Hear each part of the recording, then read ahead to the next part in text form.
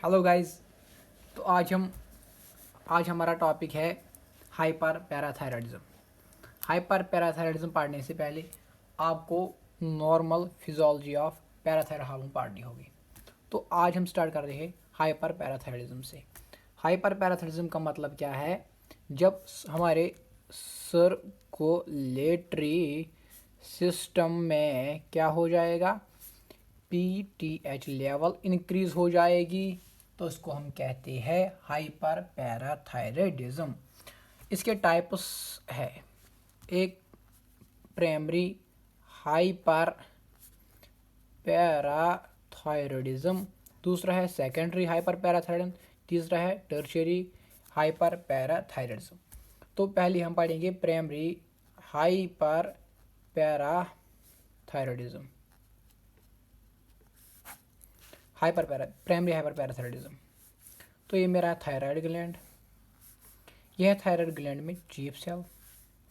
तो मैं यहाँ पर एक चीफ सेल को बाहर निकालता हूँ, यह है मेरी चीफ सेल। कभी कभार क्या हो जाता है, ये जो चीफ सेल है ये डिवाइड करने लगती है एक्सेसिवली। तो इसकी वजह से क्या हो जाएगा, इसमें ट्यूमर पैदा हो जाएगा और उसको हम एडेनोमा भी कहते हैं,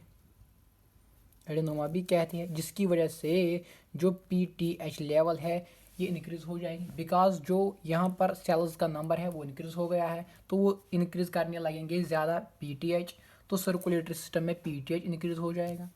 तो ये है मेरा सर्कुलेशन, ये पीटीएच आ गया सर्कुलेटरी सिस्टम में, इंक्रीज़ हो गया। अब पीटीएच करेगा क्या? फॉर एग्ज़ाम्पल अगर ये मेरी बून है तो यहाँ पर होती है एक सेल, उसको हम ऑस्टियोब्लास्ट कहते हैं। ऑस्टियोब्लास्ट पे रिसेप्टर होता है पीटीएच का, पीटीएच इस ऑस्टियोब्लास्ट पे एक्ट करेगा, एंड ये जो ऑस्टियोब्लास्ट है ये एक्टिवेट करती है दूसरी सेल को, इसको हम कहते हैं ऑस्टियोक्लास्ट। जब ऑस्टियोक्लास्ट एक्टिवेट हो गई तो ये बोन को क्या करेगी, रीअब्जॉर्ब करने लगेगी, बोन को डिसोसिएट करने लगेगी। तो इसकी वजह से क्या हो जाएगा, बोन से रिलीज हो जाएगा कैल्शियम, एंड हो जाएगा फॉस्फेट, एंड हो जाएगा एक इंपॉर्टेंट एमिनो एसिड जिसको हम कहते हैं हाइड्रोक्सीप्रोलीन। अब हो जाएगा क्या, ये मानो ये मेरा नेफ्रॉन है, ग्लोमेरुलस वगैरह,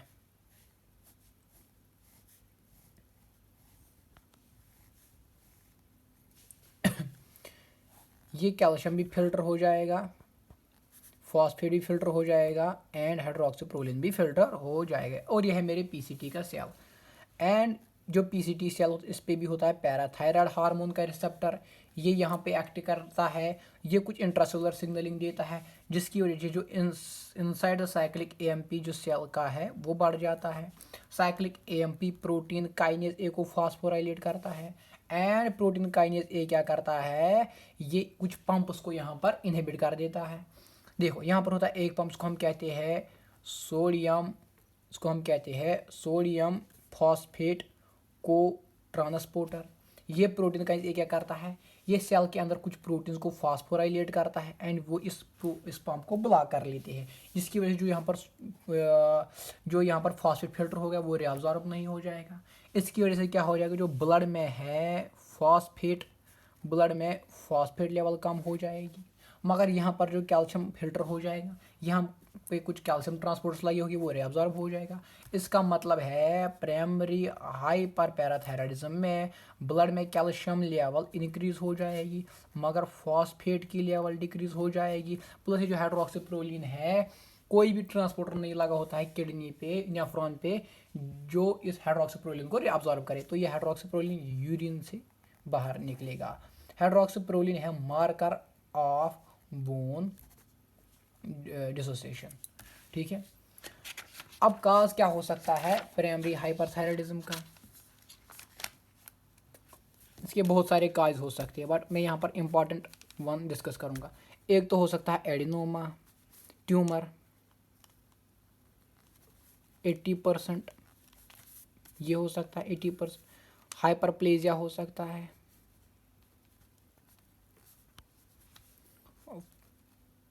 पॉलीफेरेटिव होता है, एंड क्या होता है, पैराथायरॉयड कार्सिनोमा। हाइपरप्लेजिया का मतलब है इंक्रीज इन सेल नंबर। तो ये काज हो सकते हैं इस हाइपर पैराथायराइडिज्म के।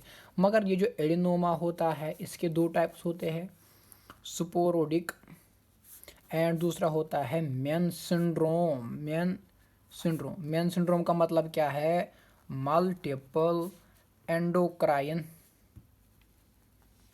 नियोप्लेजिया। यूजुअली ये इनहेरिटेड कंडीशन होती है। तो मगर जब यहाँ पे निकलेगा ना यूरिन के साथ निकले हाइड्रोक्सीप्रोलिन के साथ साथ कैल्शियम भी निकलेगा, बिकॉज बहुत सारा कैल्शियम यहाँ पर फिल्टर होता है और उस वो ट्रांसपोर्टर यहाँ पर उसको रेअब्जॉर्ब नहीं कर पाते हैं, और ये जो साइक्लिक एमपी ये भी यूरिन में इंक्रीज हो जाएगा।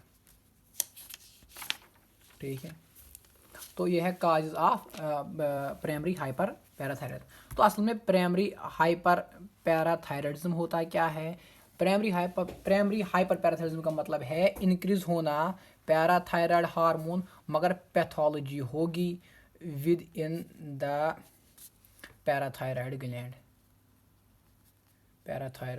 ग्लैंड। यह है मेरा क्रोमोसोम जो होगा एक चीफ सेल के अंदर। यूजुअली इस पे होता है एक जीन्स को कहते हैं प्रोटो ऑन्कोजीन। ये प्रोटो ऑन्कोजीन इन्वर्शन करता है और यहाँ पे चला जाता है। कभी कभार क्या हो जाता है, ये जो प्रोटो ऑन्कोजीन है ये सुपर एक्टिव बन जाता है एंड इस सुपर एक्टिव प्रोटो ऑन्कोजीन को हमारा पीटीएच एक्टिवेट कर लेता है, यानी ये कन्वर्ट हो जाता है ऑन्कोजीन में एक कन्वर्ट हो जाएगा। तो ये जो चीफ सेल है ये एक्सेसिवली पॉलिफरेट करने लगेंगी और यहाँ पर बन जाएगा एडिनोमा। तो सर्कुलेटरी सिस्टम में क्या हो जाएगा प्राइमरी हाइपरथायराइडिज्म में, ये इंपॉर्टेंट है, कैल्शियम लेवल इंक्रीज हो जाएगी, फॉस्फेट लेवल डिक्रीज हो जाएगी। तो सर्कुलेटरी सिस्टम में विटामिन डी का क्या हो जाएगा, ये है मेरा नेफ्रॉन अगेन, ये है PCT cell.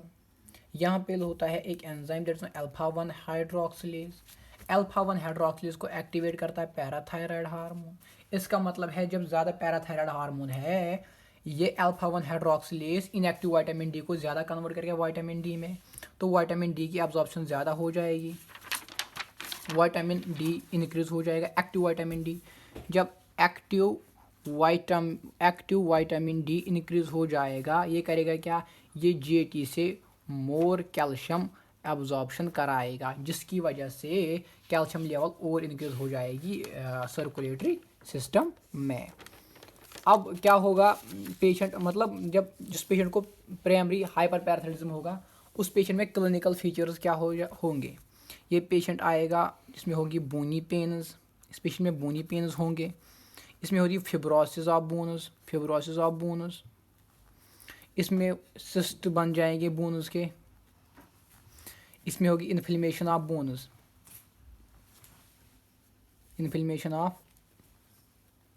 Bones, bony tumours develop होने लगेंगे एंड बोन्स में पैथोलॉजिकल फ्रैक्चर्स होने लगेंगे।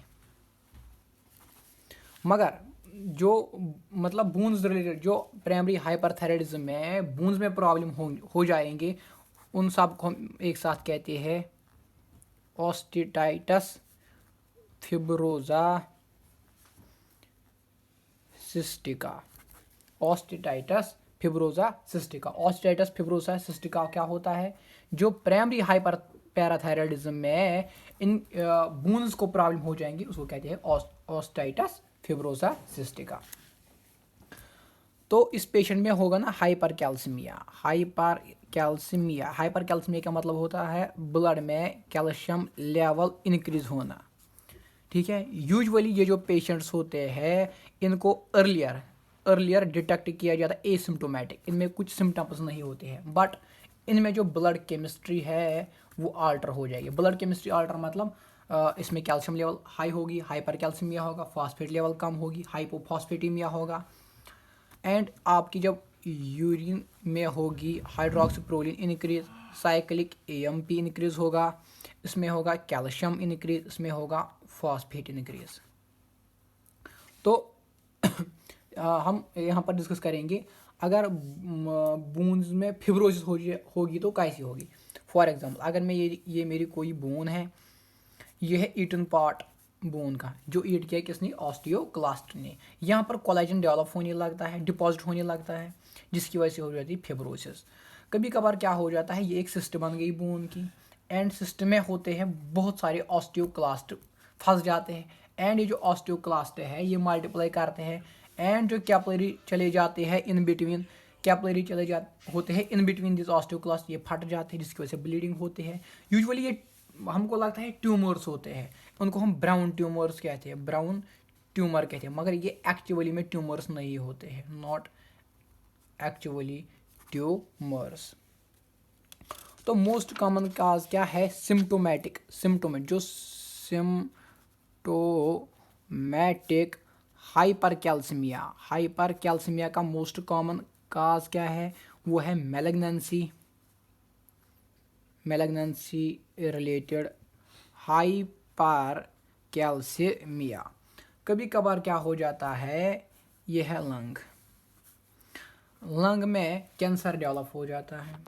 तो ये लंग कैंसर जो है ये रिलीज करता है एक मॉलिक्यूल, वो होता है लाइक पीटीएच, मतलब उस लंग कैंसर एक प्रोटीन रिलीज कर लेता है जो मतलब डिफरेंट होता है पीटीएच से, मगर कुछ पार्ट है इसका जो पीटीएच से मिलता जुलता है।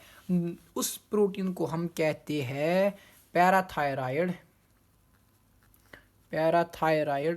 Hormone related protein.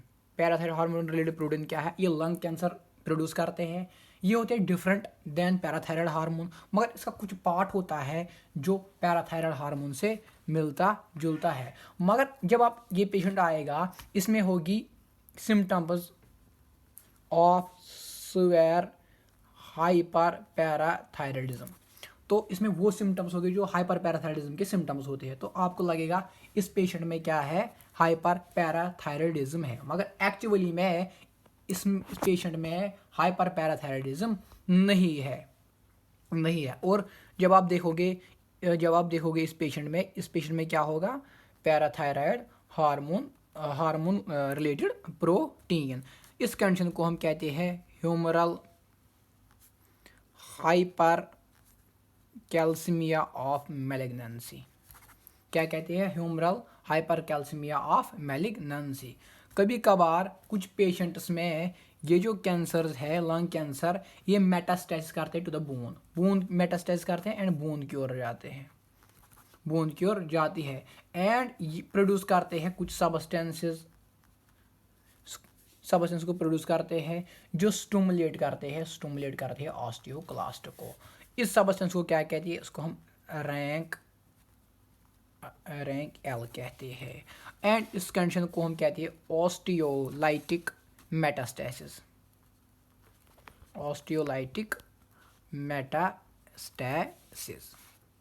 देखो ये अगर किडनी है तो ये है इस किडनी में नेफ्रॉन। तो दो तरह के स्टोन्स बन सकते हैं। अगर कैल्शियम स्टोन बन गई ना विद इन द नेफ्रॉन, इसको कहते हैं नेफ्रोकैल्सिनोसिस। अगर नेफ्रॉन के बाहर बन गई है ना कैल्शियम स्टोन, उसको कहते हैं नेफ्रोलिथेसिस। तो इस पेशेंट में क्या होगा, जो लॉट ऑफ कैल्शियम फिल्टर होगा तो उसकी वजह से calcium stones with in the nephron बनेंगे, उसको कहते हैं नेफ्रोकैल्सिनोसिस। जब देखो ये है last part of the nephron, collecting duct, यहाँ पर एक्ट करता है एडीएच, यहाँ पर यहाँ पर बन गई कैल्शियम स्टोन, इसको कहते हैं नेफ्रोकैल्सिनोसिस। तो एडीएच यहाँ पर वर्क नहीं कर पा रहा है, तो वाटर रिअब्जॉर्प्शन नहीं हो जाएगी, तो इस पेशेंट में हो गया पॉलीयूरिया, जिसकी वजह से क्या हो जाएगी, इस पेशेंट में हो जाएगी डिहाइड्रेशन। तो जिसकी वजह से ये पेशेंट ये बहुत सारा पानी पिएगा, उसको कहते हैं पॉलीडिप्सिया।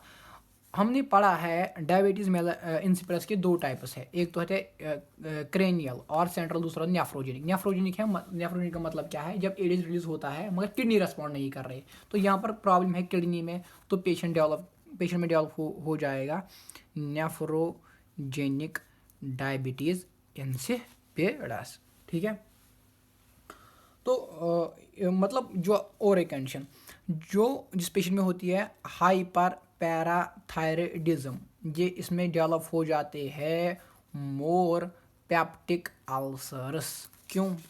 क्योंकि जो कैल्शियम है ये है मेरी पैराइटल सेल, पैराइटल सेल को एक्टिवेट करता है हमारा कैल्शियम, तो ये रिलीज करने लगती है ज़्यादा ज़्यादा HCl।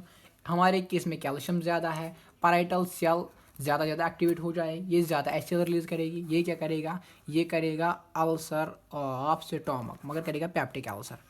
तो जिस पेशेंट में हाइपर पैराथायरॉयडिज्म होगा, इसमें कैल्शियम लेवल हाई होगी, जिसकी वजह से क्या हो जाएगी? पेप्टिक अल्सर डेवलप होने के चांसेस ज़्यादा है। यह है मेरा पैनक्रियाज। तो क्या हो जाता है? जो हाई लेवल ऑफ कैल्शियम है, इसकी वजह से क्या हो जाती है? जो पैनक्रियाज है ये इंजर्ड हो जाता है, जिसकी वजह से क्या होगा? जो पैनक्रियाटिक एंजाइम्स है वो with in the pancreas active हो जाएंगे और क्या करेंगे? डाइजेस्ट करने लगेंगे किसको? पैनक्रियाज को, जिसकी वजह से हो जाएगी इन्फ्लेमेशन ऑफ पैनक्रियाज, जिसको हम कहते हैं पैनक्रियाटाइटिस। यह है मेरा न्यूरॉन। यह न्यूरॉन पे यूजुअली होती है सोडियम चैनल, न्यूरॉन पे सोडियम चैनल होती है, यहाँ से सोडियम आता है अंदर, मगर जब कैल्शियम लेवल हाई हो जाएगी कैल्शियम यहाँ पर बैठता है। तो इसका मतलब है जब सोडियम आ जाएगा वो अंदर नहीं जा पाएगा, रिपेल करेगा, because positive charges repelled by positive charges. तो न्यूरॉन्स में क्या हो जाएगा? न्यूरोनल एक्टिविटी जो है वो डिक्रीज हो जाएगी एंड ये पर्सन जो है ये स्लो बन जाएगा। जिस पेशेंट में हाइपर कैल्सीमिया होगा उसमें डेवलप हो जाएंगी कॉन्स्टिपेशन, बिकॉज कैल्शियम की प्रेजेंस में जो GIT के स्मूथ मसल्स है ये कंट्रैक्ट करते हैं, जिसकी वजह से क्या हो जाएगा? जो पेशेंट हाइपर कैल्सीमिक पेशेंट होगा उसमें क्या हो जाएगा? उसमें मोर चांसेस है to develop constipation. Thank you.